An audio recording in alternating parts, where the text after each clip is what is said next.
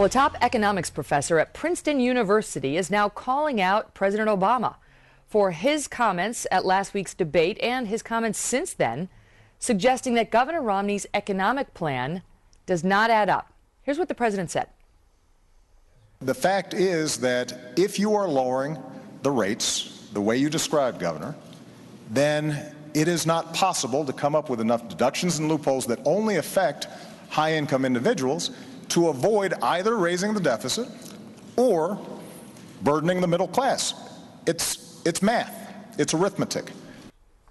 Now, this guy at Princeton, upon whom the Obama campaign has based its charge since then, they're citing this guy, this professor, Harry Rosen, to say that, look, Romney's plan's gonna pinch the middle class. He's now come out and said, I never said that, and I don't believe that.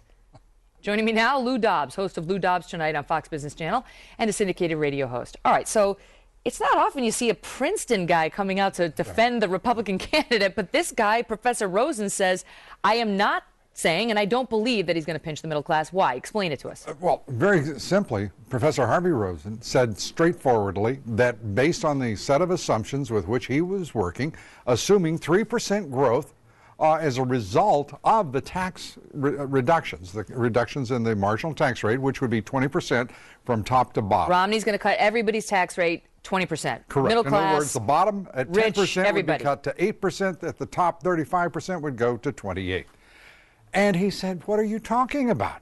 They stripped away at the Tax Policy Center, which is a left-wing outfit. Okay, wait, but let's, sorry to keep interrupting you, but let's just jump back, because that's the other thing. The president's team has said the Tax Policy Center says the middle class is going to get pinched. Right. And now Professor Harry Rosen says the middle class is going to get pinched. Mm-hmm. And now Harry Rosen says, I didn't say that and I don't believe that. And you're pointing out that the Tax Policy Center is a left-leaning, center-left group. Absolutely. And this nonsense that's going on, there's no need to call the president a liar, as he and his people are calling Governor Romney. That is really absurd here. What they have done is distort what each of these candidates is advocating has been distorted by both sides on occasion. But what they're doing right now, the Obama campaign, is really beyond the pale. Because the reality is, and Professor Rosen stepping forward to defend his analysis is saying the White House and the president and his campaign staff are utterly wrong when they suggest that lowering rates is not adequate to stimulate both growth and to reach a revenue-neutral solution. Now, David Axelrod was on the Sunday show saying, look, you can't do it. If you lower rates, as Governor Romney says, and then you eliminate loopholes, he's saying, look, I'm not giving some gift to the rich by lowering rates because I'm going to get rid of a lot of popular deductions that the rich take. Yeah, and that's a very important But David point. Axelrod says that's not enough. Even doing that is not enough to make up for all the revenue that he's going to sacrifice Which is precisely what by Governor lowering Romney the rates. is saying.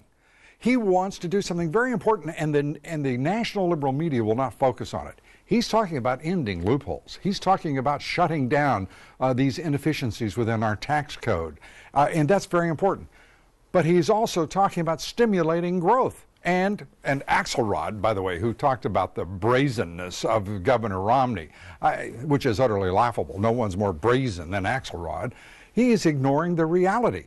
He is distorting purposefully and willfully what the governor has said. And that is unconscionable. I think he'll pay a major price for it in the polls. I want to get to this soundbite from Governor Romney from the debate where he seemed to be talking about their different approaches. Listen. Well, mathematically, there are three ways that you can cut a deficit. One, of course, is to raise taxes. Number two is to cut spending. And number three is to grow the economy. Because if more people work in a growing economy, they're paying taxes, and you can get the job done that way. The president would prefer raising taxes. I understand. The problem with raising taxes is that it slows down the rate of growth, and you can never quite get the job done. I want to lower spending and encourage economic growth at the same time. He's talking about broadening the tax base because if you lower the taxes, people have more money, they spend more money, the federal government takes in more. That's his claim. It will as a result of the growth that it stimulates. But I think we have to put forward a very important caveat here. This president has been in office since 2009, has not once reformed the tax code, has not once altered the direction of a tax, spend, and borrow government.